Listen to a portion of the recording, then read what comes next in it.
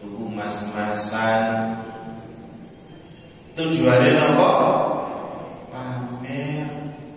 Mari diyoyo didol maneh. Bismillahirrahmanirrahim. Assalamualaikum warahmatullahi wabarakatuh.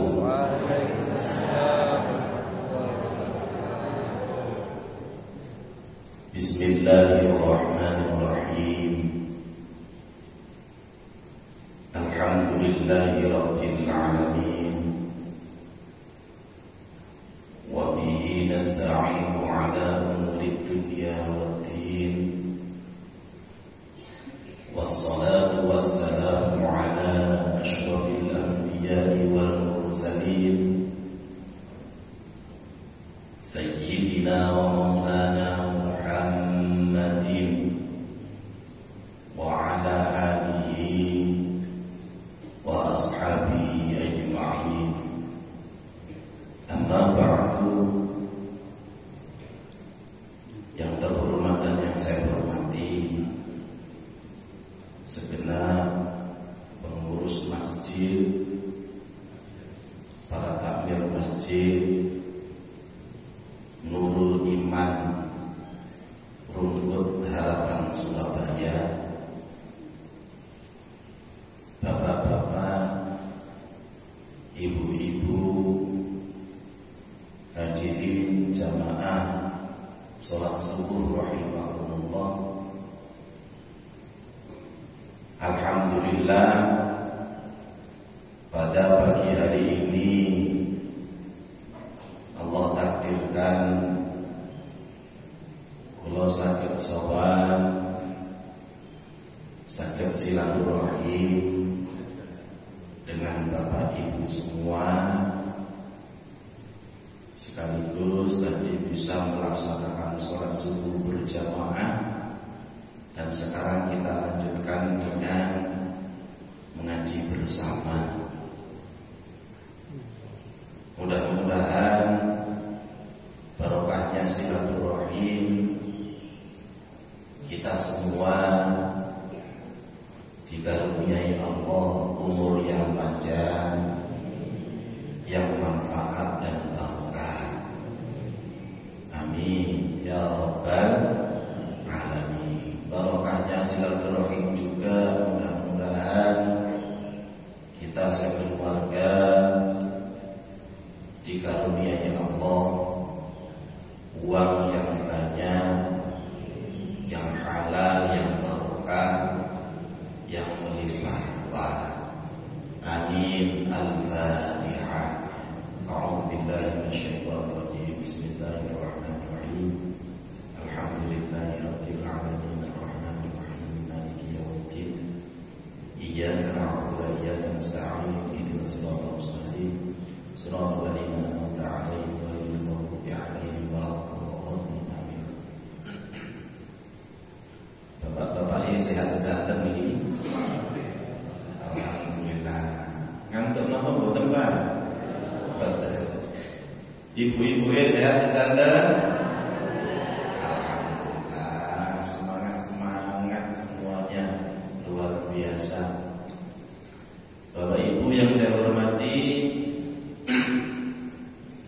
pengajian rutin hari ini tadi sudah disampaikan oleh Bapak Takmir bahwa kitab yang dikaji yaitu kitab Wasiatul Mustafa, wasiatnya baginda Nabi kepada Cinten Sayyidina Ali, menantu beliau. Untuk hari ini yang akan kita bahas yaitu wasiat baginda Nabi yang ke-90. Wasiat baginda Nabi yang ke-90.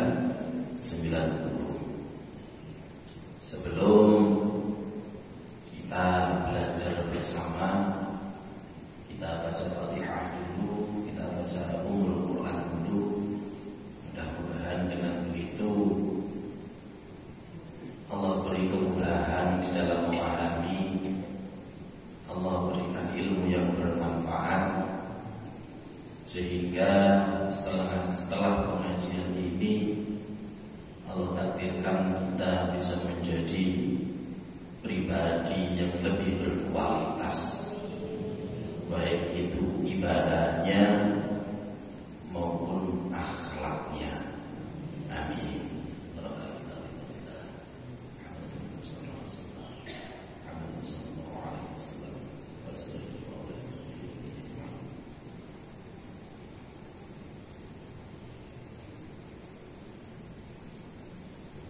Al-Fatihah. A'udzu billahi minasyaitonir rajim. Bismillahirrahmanirrahim. Alhamdulillahi rabbil alamin. Arrahmanir rahim. Maliki yaumiddin. Iyyaka na'budu wa iyyaka nasta'in. Ihdinas siratal mustaqim. Shiratal ladzina an'amta 'alaihim ghairil maghdubi 'alaihim waladdallin. Amin. Bismillahirrahmanirrahim. Ya Ali, wahai Ali. Ini baginda Nabi yang menyampaikan. Walil halimi, bagi orang yang santun. Santun niku sabar, sopan, lemah lembut, tawadhu atau rendah hati itu santun. Salatu alamatin, ada 3 tanda. Artinya kalau 3 tanda ini ada pada diri seseorang, ada pada diri kita, berarti termasuk orang yang santun. Apa 3 tanda itu? Pertama, yasilu man qata'ahu, menyambung tali persaudaraan kepada orang yang memutuskannya. Saya ulang, menyambung tali persaudaraan kepada orang yang memutuskannya. Yang kedua, wa yu'ti man haramahu, memberi kepada orang yang tidak mau memberi kepadanya. Kemudian yang ketiga, wa ya'fu 'amman zalamahu, mau memaafkan kepada orang yang telah menzaliminya. 3 tanda itu ada pada diri seseorang, maka seseorang itu dikatakan santun.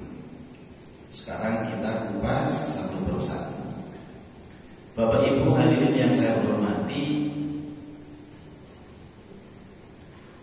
3 hal tadi semuanya adalah nilai moral, akhlak. Dan Allah sudah memberikan teladan kepada kita, telah memberikan contoh kepada kita, yaitu baginda Nabi Muhammad sallallahu alaihi wasallam. Akhlak baginda Nabi itu sangat mulia, sangat agung. Makanya kemudian Allah jelaskan di dalam surat Al-Qalam ayat 4, Bismillahirrahmanirrahim, wa innaka la'ala khuluqin 'adzim. Sesungguhnya engkau benar-benar berbudi pekerti yang agung. Allah sendiri yang menyampaikan. Makanya misi Rasulullah diutus ke muka bumi ini apa? Beliau menyampaikan, innama bu'ithtu liutammima makarimal akhlaq.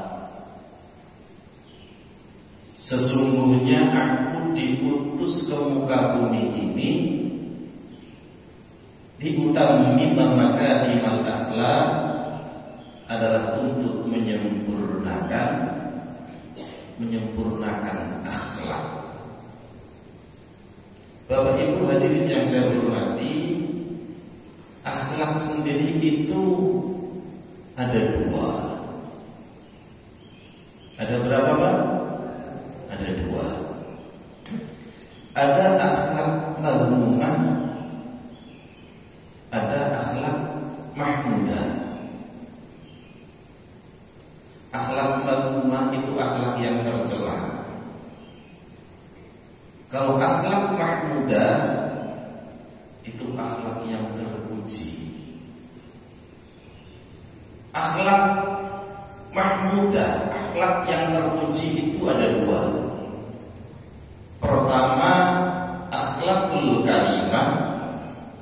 Yang kedua, akhlakul karimah. Akhlakul karimah itu akhlak yang mulia. Akhlak karimah itu akhlak yang agung, akhlak yang luhur. Contohnya kalau akhlakul karimah itu mau berbuat baik kepada orang yang telah berbuat baik kepadanya. Kalau ada orang yang menyakitinya, dia tidak akan membalas. Tidak membalas, dibiarkan. Bedanya dengan azimah, kalau azimah itu ketika ada orang menzaliminya, ketika ada orang yang menyakitinya, bukan hanya dibiarkan tidak membalas, tapi ada tindakan yang dilakukan, tindakan positif, ada kebaikan yang dilakukan. Baginda Nabi sudah banyak mencontohkan. Saya kasih contoh ya, akhlakul karimah. Setiap hari baginda Nabi ketika ke masjid itu melewati sebuah rumah, lewat di depan rumah orang Yahudi. Nah, setiap lewat pasti diludahi. Kemudian beliau pakai surbannya untuk menutupi kepala, karena yang diludahi itu kepala beliau. Ditutupi dengan surbannya sehingga yang kena ludah adalah surbannya. Setiap masjid itu diludahi. Berarti kan pun berbuat dolim yang ini. Setiap hari, suatu saat ketika baginda Nabi lewat, orang tadi tidak meludahi, absen. Baginda Nabi tanya kepada sahabatnya, kemana orang yang biasanya meludahi, kok tidak ada dia? Saya lewat kok lancar jaya. Akhirnya sahabat ada yang tahu, menyampaikan, ya Rasul, orangnya lagi sakit ya Rasul. Lagi sakit. Ya sudah kalau gitu, habis ini kita ke rumahnya, saya tak pulang dulu bawa oleh-oleh. Jadi setiap hari diludahi, bukan hanya dibiarkan, malah dijenguk. Ini akhlak yang azimah, akhlak yang agung. Dijenguk, dibawakan oleh-oleh, dibawakan obat, diobati sama baginda Nabi. Akhirnya Allah takdirkan sembuh. Setelah sembuh, langsung mengucapkan 2 kalimat syahadat. Kenapa? Karena tertarik dengan akhlak beliau. Contoh lain, ketika perang baginda Nabi di Thaif itu dilempari batu. Dilempari batu sampai giginya tanggal, giginya lepas. Bukan hanya satu, berapa? Ada yang lepas. Disakiti, dizalimi. Apakah beliau membalas? Bukan hanya tidak membalas, tapi ada perilaku baik yang beliau lakukan. Napa?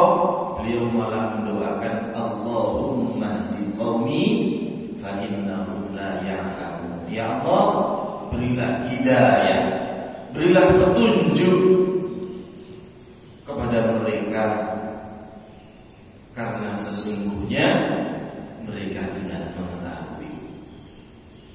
Bapak Ibu hadirin yang saya hormati, mumpung saya ingat kapan hari saya mengisi kajian ibu-ibu di daerah perumahan dekat UPN, saya lupa.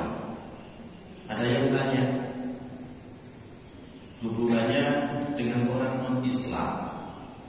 Jadi saudaranya itu ada yang non-Islam, tapi sang suami ini ke Islam, istrinya non-Islam, anaknya non-Islam.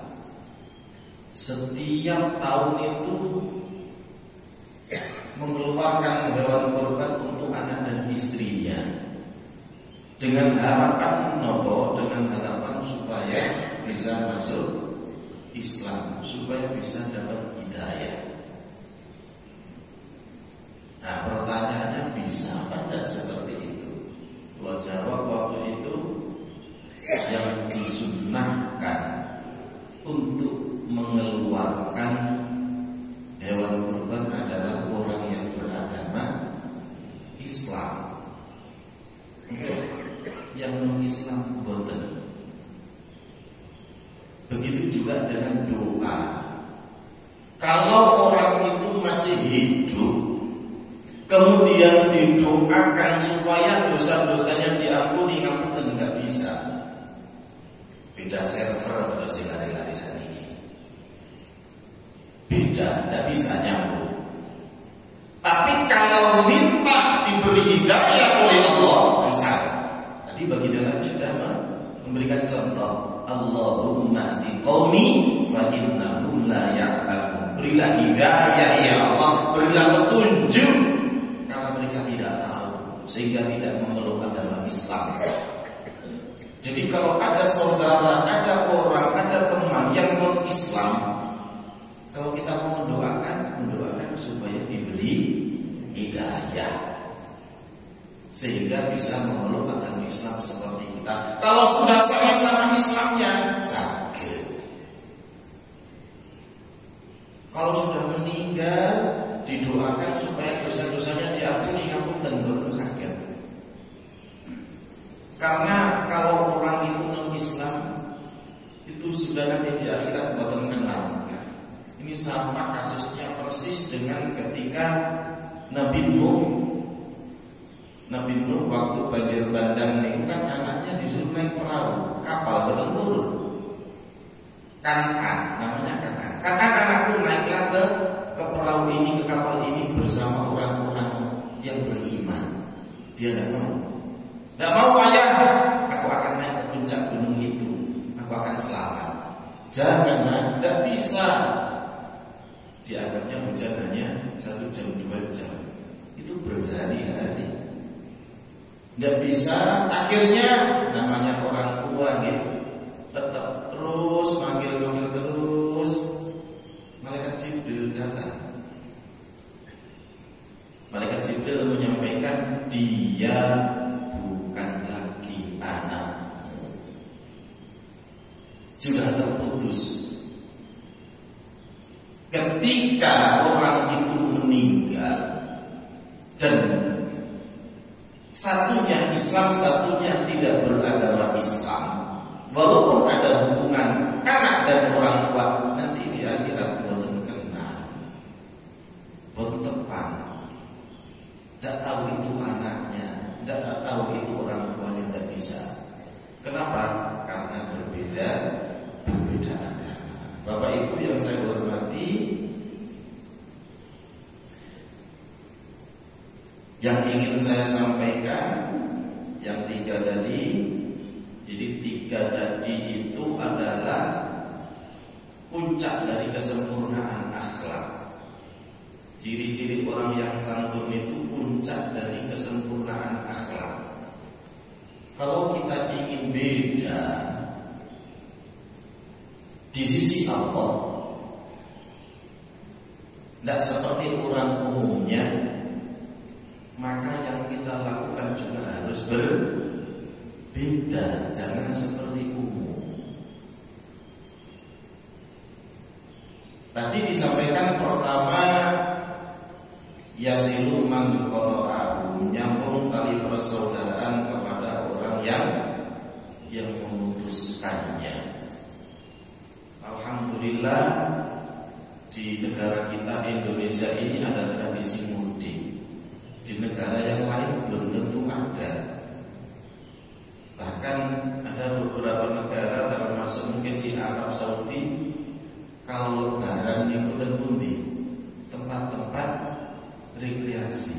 Gila sih. Bukan silaturahim ke saudara, ke orang tua, tapi ke tempat rekreasi. Alhamdulillah di negara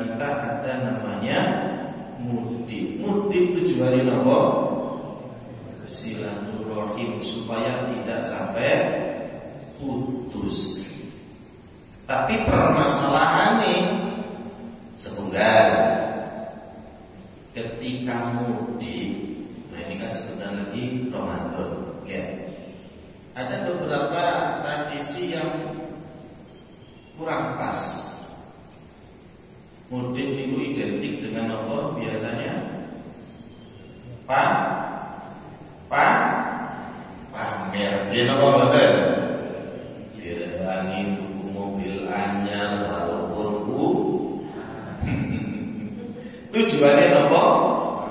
Pamer. Tuku mas-masan. Tujuannya apa? Pamer. Mari diyoyo didol maneh. Nomor setunggal itu yang kurang pas, sehingga tradisi mudik itu akhirnya menjadi jelek, pamer.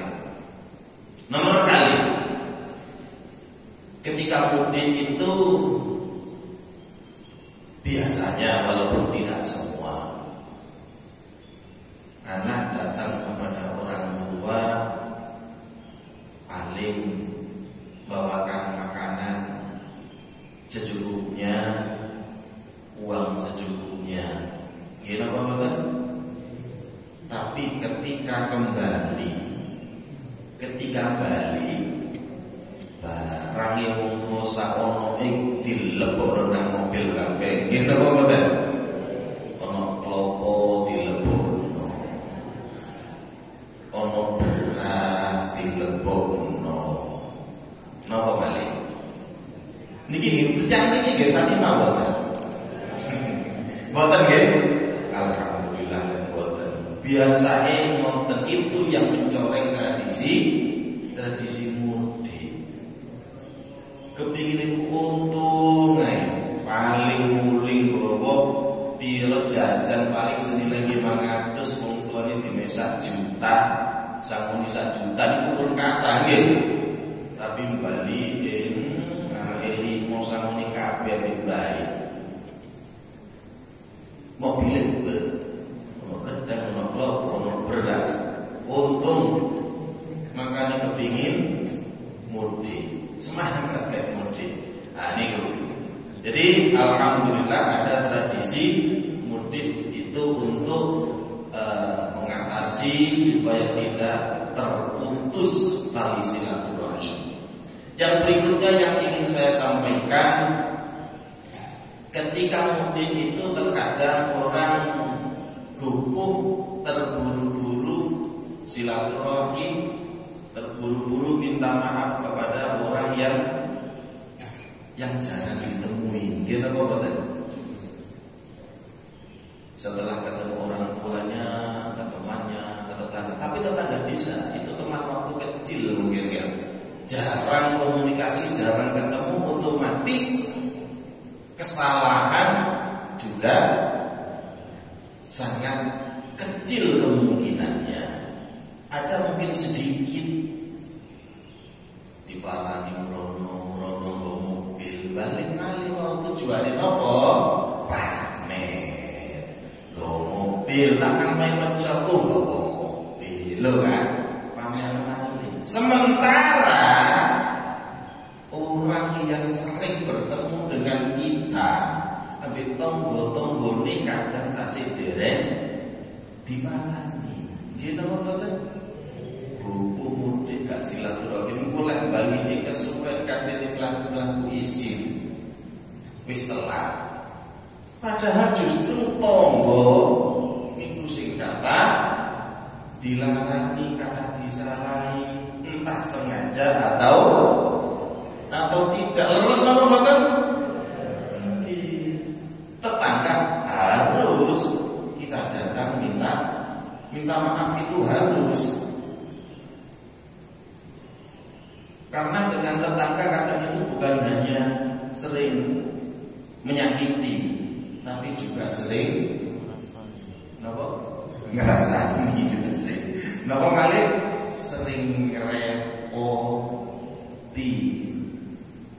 Karena kita itu makhluk sosial, nggak bisa hidup sendiri. Kalau ada sesuatu kita butuh, ya sing bantu ya yang paling dekat sinten? Ya tetangga, saudara yang jauh. Ya membantu tapi kan telat. Yang pertama kali ya tetangga. Makanya dengan tetangga harus yang baik hubungannya. Sholawatan kersane mboten ngantuk nggih. Nggih. Kula sholawatan kula paringi irit nanti dijawab. Duwe gawe sing bantu tonggo. Dijawab kersane mboten ngantuk. Saya ulang. Duwe gawe sing bantu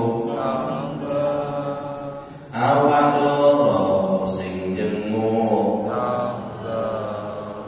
waktu mati sing nyolati kok tonggo lurus tonggo dilakokaken waktu mati sing nyolati tonggo dilakokaken tonggo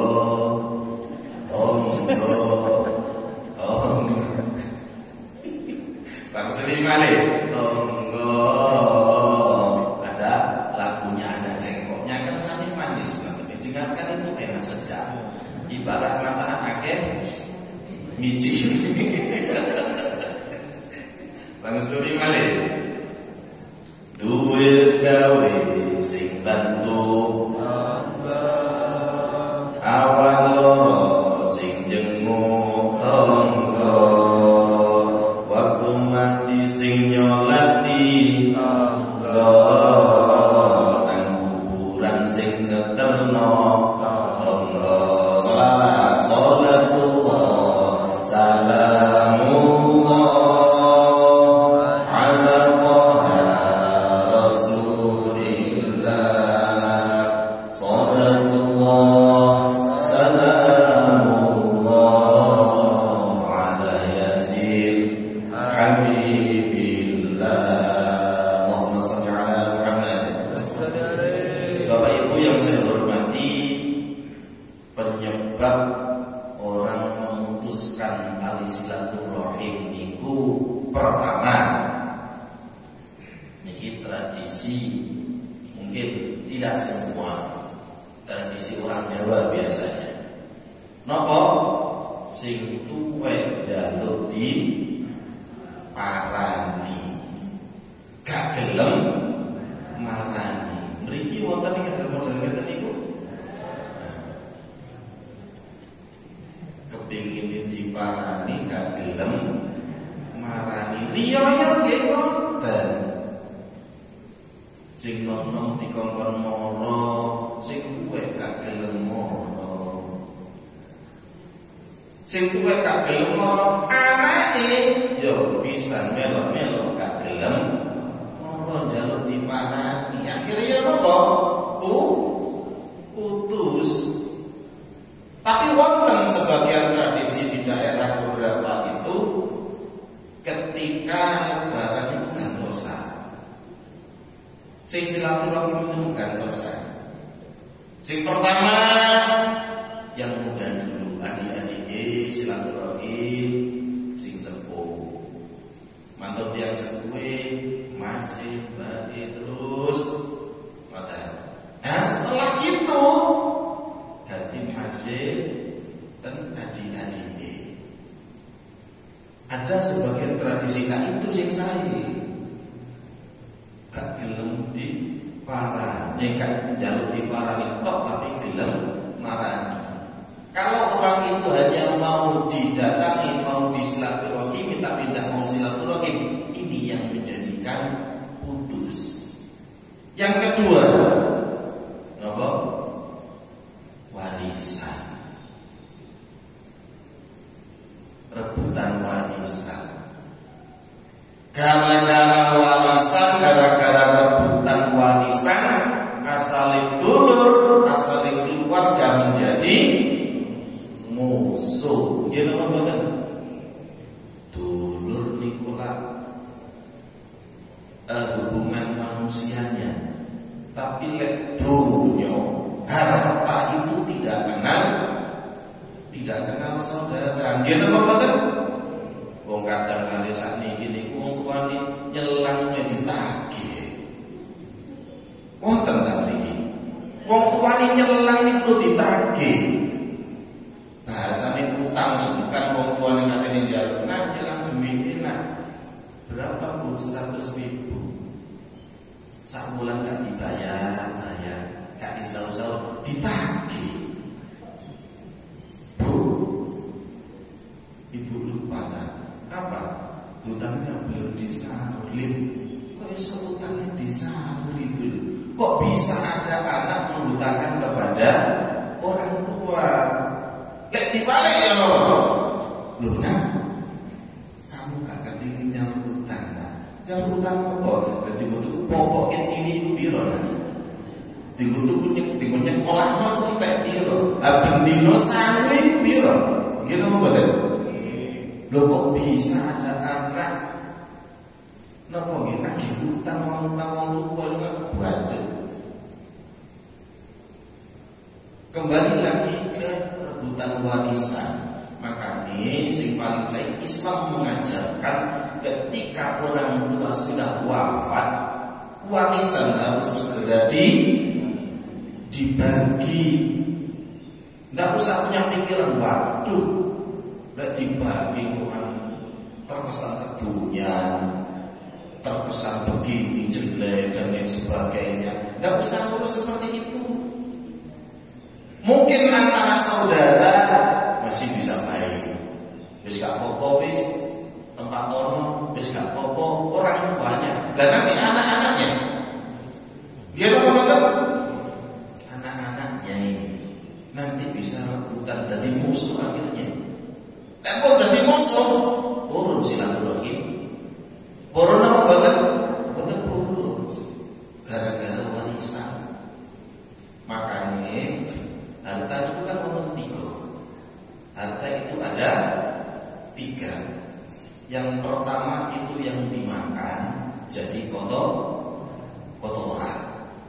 Harta yang dimakan itu jadi kotoran. Kemudian harta yang disedekahkan menjadi tabungan di akhirat kelak. Yang ketiga, harta yang disimpan akan menjadi rebutan. Nah terus ya apa terusan yang boten rebutan? Ini wow dibagi.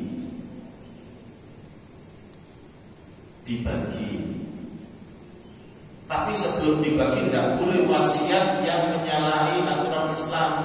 Napa wonten misalnya orang tuanya meninggalkan uang warisan berupa uang 1 miliar misalnya. Nah, menilai bapak ibumu wis gak ono duwe sing sak M iku bagi loro 500 juta. Sing 500 juta itu nak tolong kasihkan ke masjid untuk pembangunan masjid, untuk pesantren, untuk sosial dan lain sebagainya. Paham apa boten? Boten paham.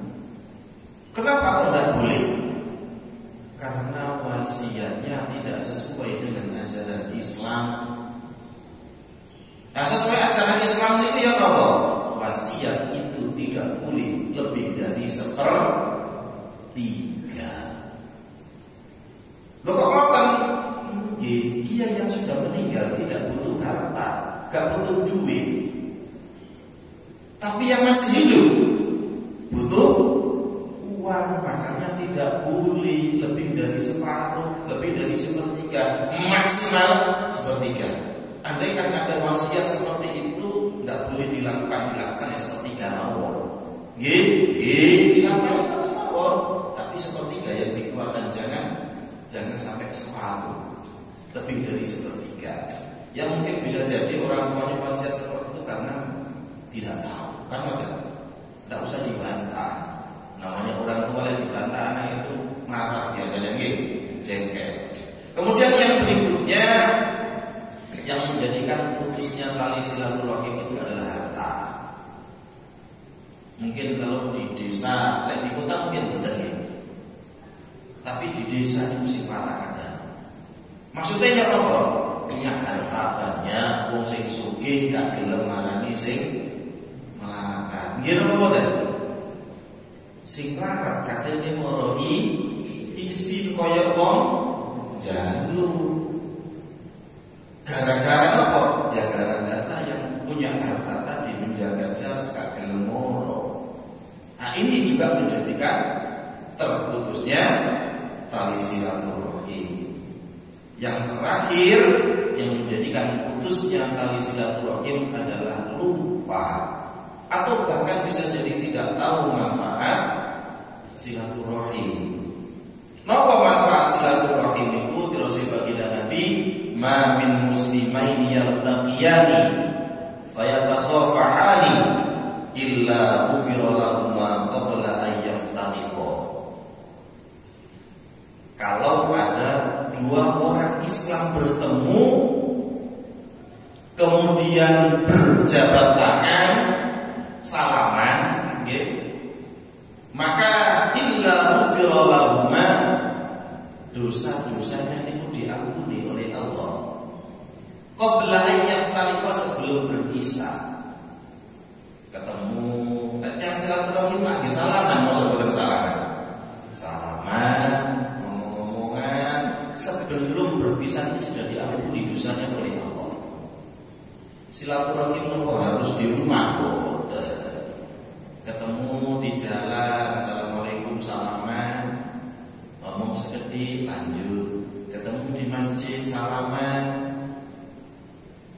itu nanti bisa menjadikan dosa-dosanya diampuni. Yang kedua, man ahabba ayyusata lahu fi rizqi wa ayyusha'a lahu fi athari falyasil rahimah. Barang siapa, semua barang siapa barang siapa yang senang jika rezekinya dilapangkan oleh Allah, duwe akeh, hartane akeh, mobile akeh, omahe akeh, omah akeh didamelno podo, griya kata kok didamelno. Kalau orang itu baik, otomatis dimanfaatkan dengan baik. Oh, tak buka rumah tahfidz sakit apa betul? Sakit.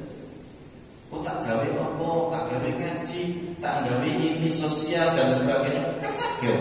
Tidak harus ditempati semua, maka ditempati kabeh luas pegel. Nggih apa betul? Dikontrakno duit dimanfaatkan yang lain, kan macam. Kemudian wa ayyun sa'alahu fi athari, umurnya dipanjangkan. Barang siapa yang ingin rezekinya dilapangkan, diluaskan oleh Allah, umurnya dipanjangkan, terus baginda Nabi, falyasil rahimah, hendaklah silaturahim. Hendaklah silaturahim. Lah kalau orang itu tahu manfaat silaturahim kata semerten, bisa jadi orang itu yang akan menyambung tali silaturahim kepada orang yang tidak mau silaturahim sekalipun. Boten pilih-pilih. Jelas Bapak Ibu ya? Karena tahu manfaatnya. Saat ini bukti mau. Bukti kalau orang silaturahim itu dilapangkan rezekinya. Nah niki kula sak niki mriki, niki wonten ada minuman dua. Karena apa? Saya silaturahim. Niki habis acara niki wonten napa? Napa? Ya napa? Ada sarapan. Lagi-lagi napa? Rezeki. Gitu apa kan? Rezeki bukti nanti bisa jadi konco, silaturahim omongan, kok nyambung ada hubungan bisnis lo, akhirnya balik malitan rezeki. Bisa jadi langsung berupa uang, bisa berupa makanan, bisa jadi sarana untuk mendapatkan uang, mendapatkan makanan, omong-omongan, ketemu konco. Apa kegiatannya? Buka catering nang omah. Loh, buka catering alhamdulillah. Aku mau acara, aku pesen loh. Napa? Rizki. Jelas Bapak Ibu? Lanjut yang kedua. Yang kedua, puncak kesempurnaan akhlak yaitu yu'ti man haromaka, memberi kepada orang yang tidak mau memberi.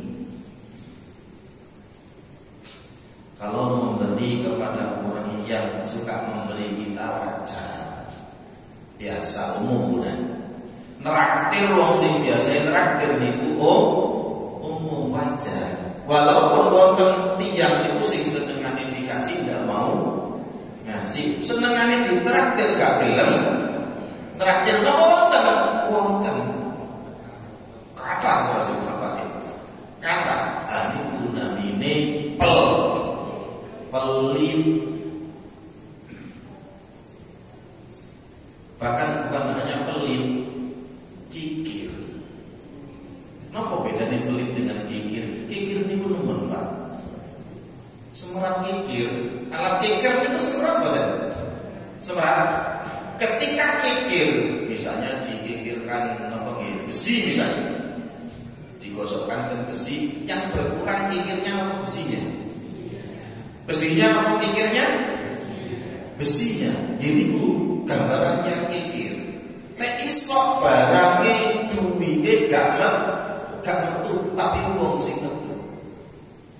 Mangan bareng gak gelem bayar, kepingin dibayar, itu kikir. Bukan hanya pelit. Kadang bahkan sakit nemenin untuk dirinya sendiri itu tidak mau keluar uangnya. Wis lesu nyekel duit, gak gelem buka wis mari ngene ae nang kono acara ngandel. Wong acarane jisu ya ta. Apa gak kelesor? Lek kelesor, ya napa? Akhirnya gak kelesor ya Allah betul. Padahal sudah dikasih oleh Allah. Itu kikir namanya. Bapak Ibu yang saya hormati, seringkali kita itu ketika melakukan ibadah itu kesalahannya adalah pakai prinsip penjual. Apa penjual? Harus hitung-hitungan, harus untung. Nah, kalau untung gak gelem. Gimana Bapak? Aku sholat duha. Sholat duha dilakoni terus buat nilai rezekiku lancar, bisnisku lancar, laju. Begitu sholat, kok di sini macam muai, akhirnya buat turun ngelampai, gak dilanjutkan Tuhan. Wonten apa wonten? Nah itu karena prinsip penjual dilakoni karena hasil mandek. Padahal amalan apapun dilakukan dengan istiqomah, tidak usah banyak-banyak Bapak Ibu. Sedikit saja misalnya sholat duha, 2 salam atau bahkan 1 salam, tapi istiqomah setiap hari, saya yakin hasilnya kelihatan.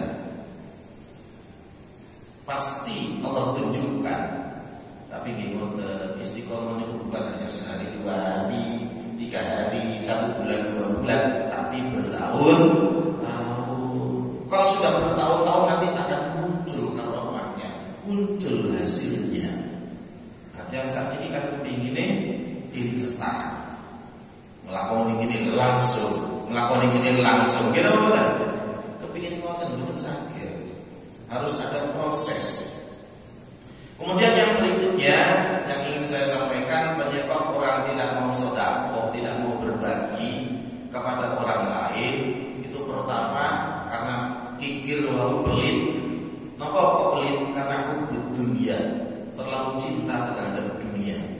Kayak duit dikegem uang ya. Bahkan ngapunten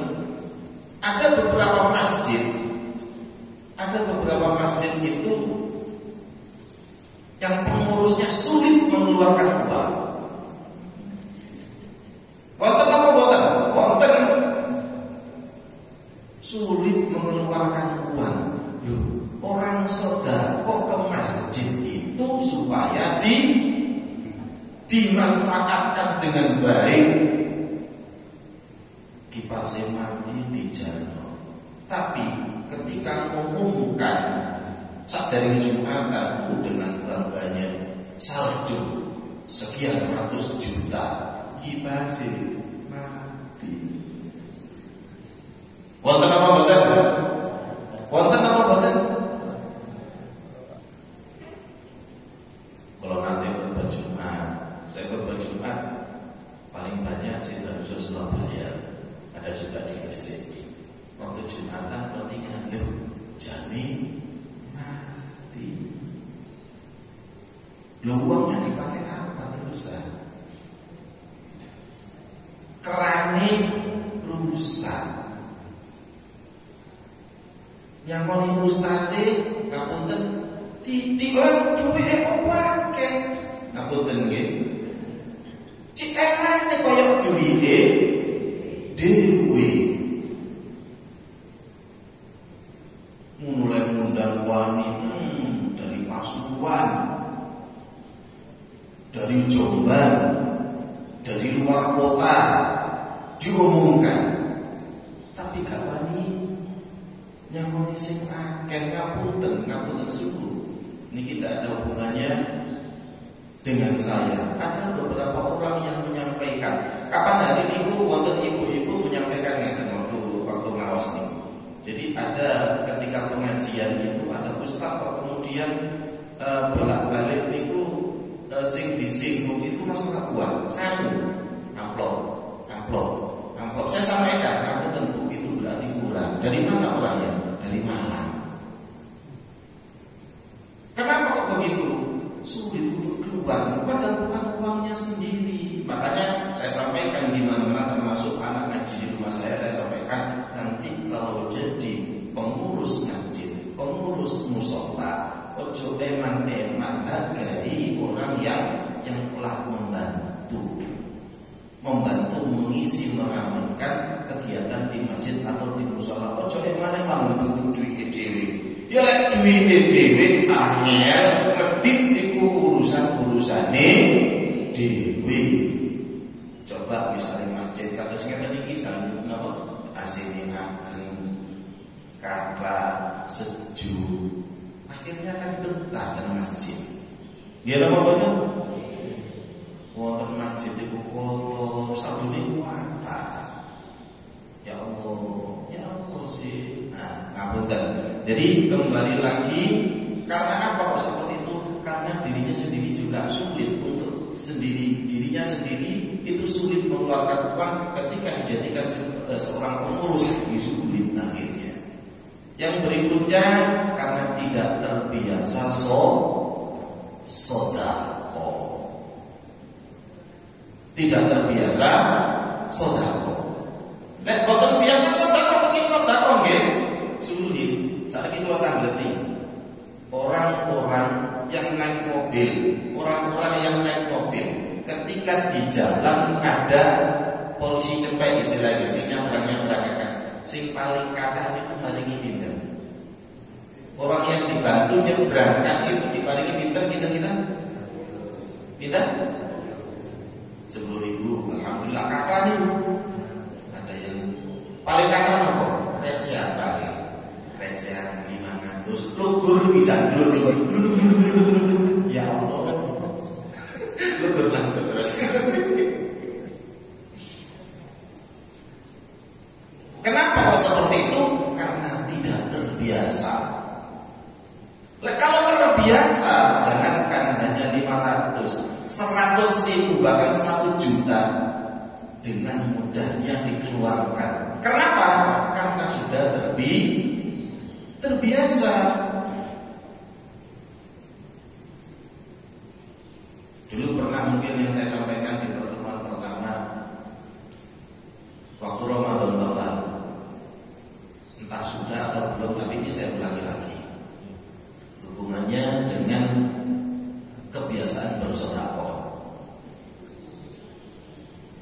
Di Pasuruan yang aku di Jember itu ada seorang kiai sodakohnya awal. Ini saya dapat informasi, dapat cerita ini kurang lebih 15 tahun yang lalu. 15 tahun yang lalu kejadiannya itu jauh sebelum itu, tidak tahu berapa tahun yang sebelumnya. Setiap hari itu sodakohnya 50 rupiah. Sian dia 50 rupiah itu kata, dia apa? Jangankan bapak-bapak, ibu-ibu ini sepuh-sepuh. Pulau sian itu waktu sekolah itu sangat paling gede waktu SD 25 rupiah, 30, 15. Wonten kasihan sian. Nah itu sodakohnya 50 rupiah setiap hari kan? Akhirnya meningkat menjadi 500. Akhirnya meningkat menjadi 1000, 2000, terus terakhir setiap hari sodakohnya 1.500.000. 1.500.000. Kenapa kok tidak berat, tidak sulit mengeluarkan uang 1.500.000 dalam seharinya? Karena sudah menjadi kebiasaan. Kalau tidak biasa sulit. Yang berikutnya yang menjadikan orang malas tidak mau memberi adalah karena tidak tahu manfaat sedekah. Terus baginda Nabi, "Ma naqasa malun min shadaqatin bal yazdad, bal yazdad, bal yazdad." Ini tidak pakai insyaallah. Baginda Nabi menyampaikan secara pasti, tidak pakai insyaallah, artinya berarti benar. Kalau tidak terjadi berarti ada yang ada yang salah. Ada yang salah. Tadi disampaikan mana koso tidak akan berkurang malun harta min sodakotin yang disodakokan bal yazdad, tapi bertambah. Kalau misalnya ada orang sodakoh kok nggak bertambah, bahkan berkurang, berarti something wrong, ada yang salah. Kenapa penyebabnya? Bisa jadi karena tidak ikhlas. Gimana betul? Kalau ada kesalahan, itu kemungkinan manfaat sodakohnya tidak muncul karena betul ikhlas. Nah terus yang apa kalau saya ikhlas? Yang apa Pak? Yang apa Bu? Supaya kita itu bisa ikhlas melakukan apapun, ibadah apapun, sedekah berapapun, supaya ikhlas dalam apa caranya? Dibiasakan, diistiqomahkan.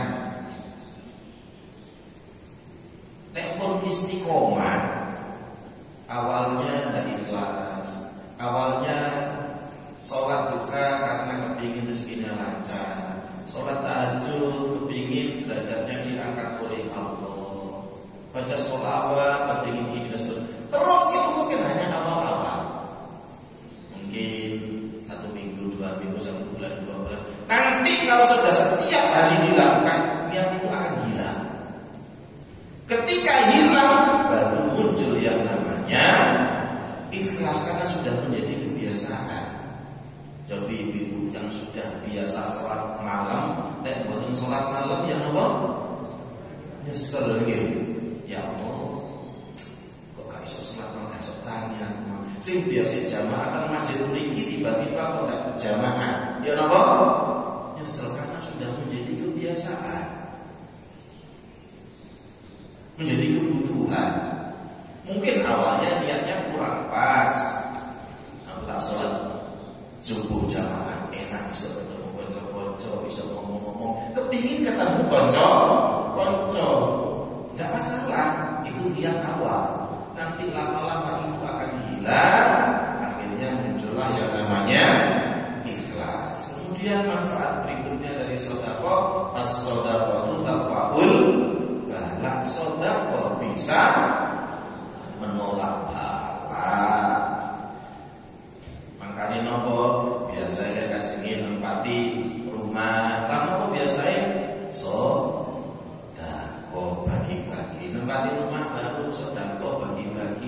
undang-undang kan sedekah nih. Kajeng gak ada damel biasanya pas pasang terok sedekah. Kira apa? Mau bepergian jauh, dia kajenge haji, kajenge umroh ada walimatus safar. Walimah untuk mau perjalanan. Apa tujuannya? Sedekah. Supaya diberi kelancaran oleh Allah, diberi keselamatan. Yang berikutnya yang menjadikan orang tidak mau memberi adalah karena tidak suka. Musuh dibalik ini kok.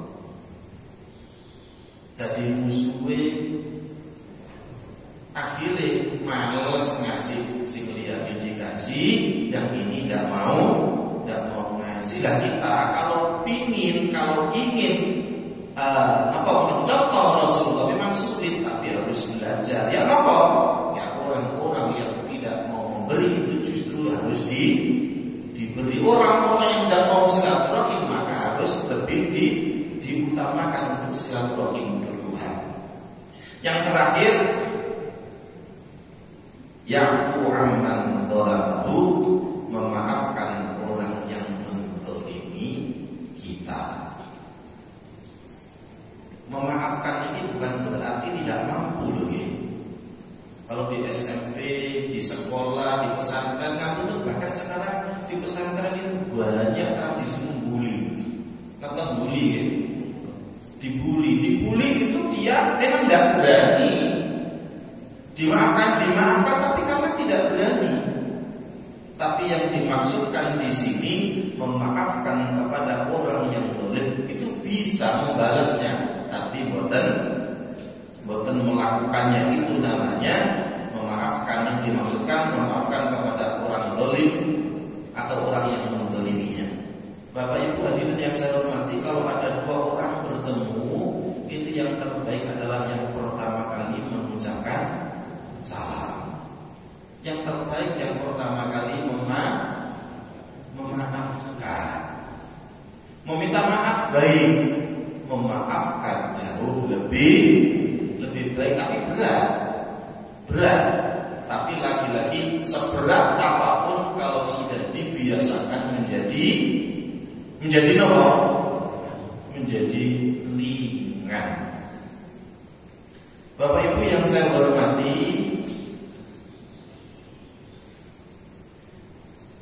agar kita bisa memaafkan kepada orang yang telah berbuat zalim kepada kita, yang perlu kita tanamkan pada diri kita adalah apapun yang terjadi kepada diri kita adalah takdir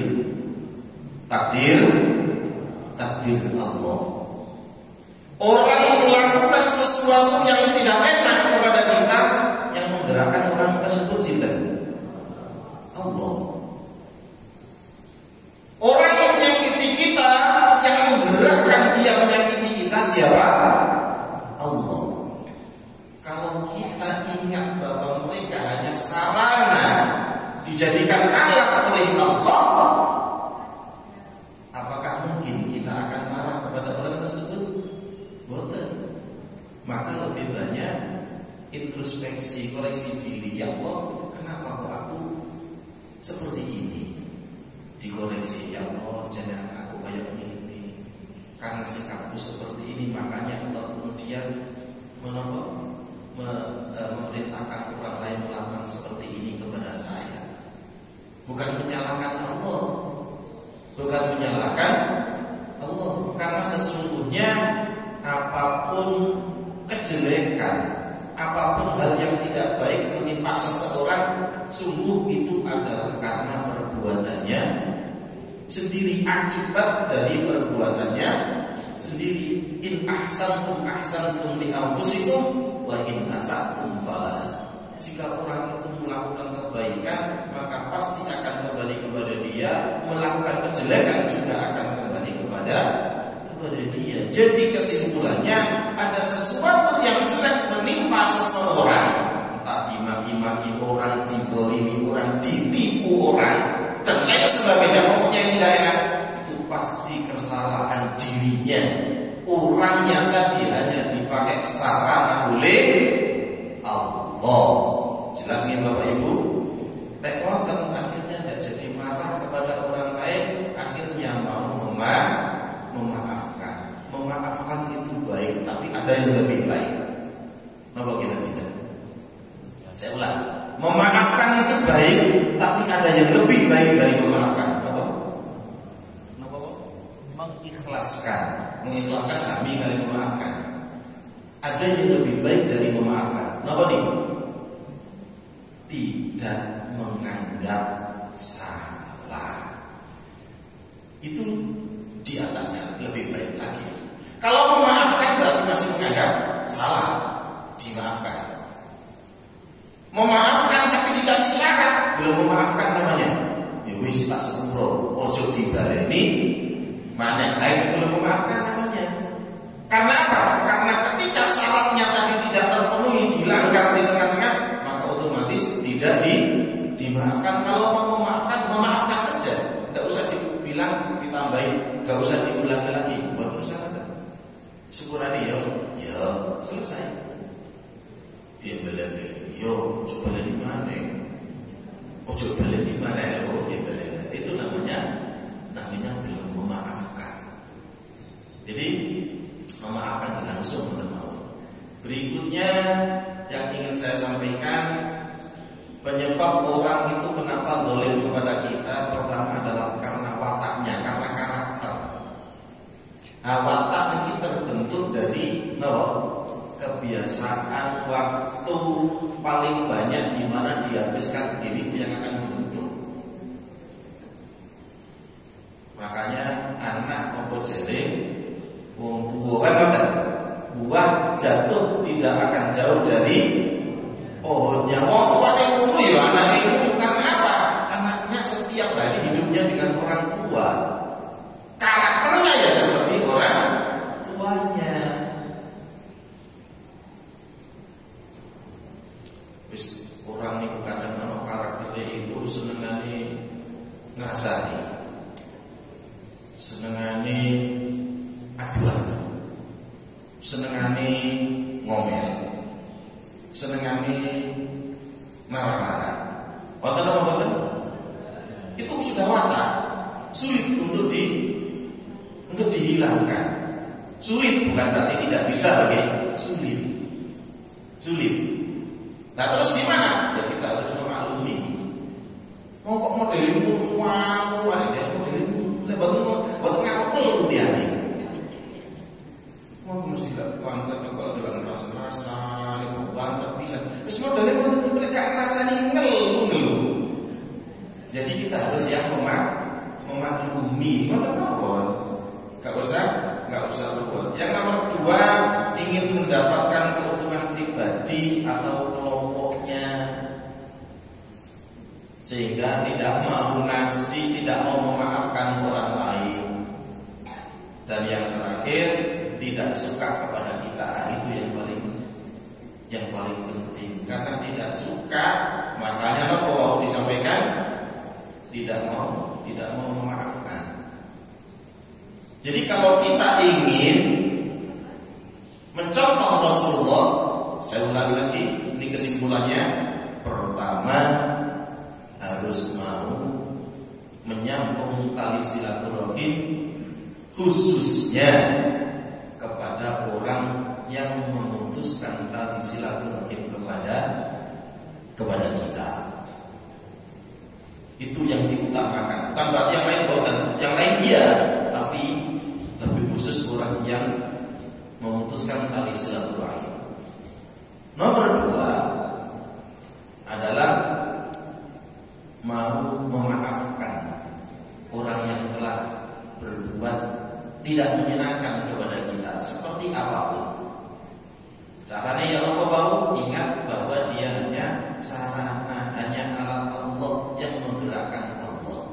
Kemudian yang ketiga adalah mau memberi, mau berbagi kepada siapapun, khususnya yang lebih diutamakan adalah orang yang tidak mau memberi kita, yang tidak baik kepada kita, itu justru yang kita harus lebih baik kepadanya. Bapak Ibu yang saya hormati, sudah jam 6 kurang 11 menit. Saya kira untuk pertemuan hari ini cukup sekian. Kurang lebihnya sungguh saya mohon maaf dan mohon dimaafkan. Sekali lagi kita berdoa barokahnya silaturahim, mudah-mudahan kita dan keluarga dikaruniai Allah umur yang panjang, yang manfaat dan barokah, dikaruniai uang yang banyak, yang manfaat barokah. Barokahnya belajar bersama, ngaji bersama, mudah-mudahan diberikan Allah ilmu yang manfaat. Setelah mengaji, Allah takdirkan bisa menjadi pribadi yang lebih baik, ibadahnya lebih semangat, lebih istiqomah, akhlaknya lebih terpuji. Amin. Al-Fatihah. A'udzubillahi minasyaitonir rajim. Bismillahirrahmanirrahim. Alhamdulillahirabbil alamin. Arrahmanir rahim. Maliki yaumiddin. Iyyaka na'budu wa iyyaka nasta'in. Ihdinas siratal mustaqim. Shiratal ladzina an'amta 'alaihim ghairil maghdubi 'alaihim waladdallin. Amin. A'udzubillahi minasyaitonir rajim. Bismillahirrahmanirrahim. Alhamdulillahirabbil alamin. Allahumma shalli wa sallim wa barik 'ala sayyidina Muhammad. Salatan tudina biha jami'il ahwali wal afat.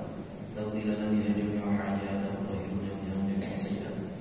وترفعنا بها إليك على درجات وتبلغنا بها أقصى الغاية من جميع الخيرات في الحياة وبعد الممات. اللهم اغفر لنا يا الله ذنوبنا ولوالدينا وارحمهما كما ربيانا صغارا. Ya Allah, mohon ampunilah dosa-dosa kami, ampunilah dosa kedua orang tua kami ya Allah. Sayangilah mereka berdua sebagaimana mereka menyayangi kami di waktu kami masih kecil ya Allah. Allahumma yassir lana ya Allah umurana umur dunia wal akhirah. Ya Allah, mudahkanlah semua urusan kami, urusan keluarga kami, anak cucu kami, baik urusan dunia maupun urusan akhirat kami. Allahumma qdi hajatina min hawaijid dunia wal akhirah. Ya Allah, penuhi hajat-hajat kami, penuhi kebutuhan-kebutuhan kami, kebutuhan keluarga kami, anak cucu kami, baik kebutuhan dunia maupun kebutuhan akhirat kami. Allahumma ya Allah, barik lana fi Rajab wa sya'bana wa balighna Ramadan. Ya Allah, berkahilah kami di dalam bulan Rajab dan bulan Sya'ban, pertemukan kami dengan bulan Ramadan. Ya Allah, mohon kabulkan doa dan permohonan kami.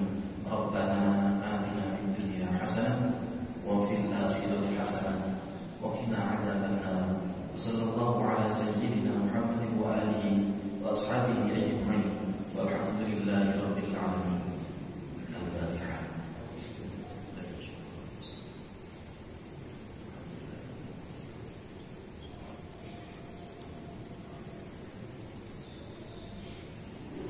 Sekali lagi, para lebihnya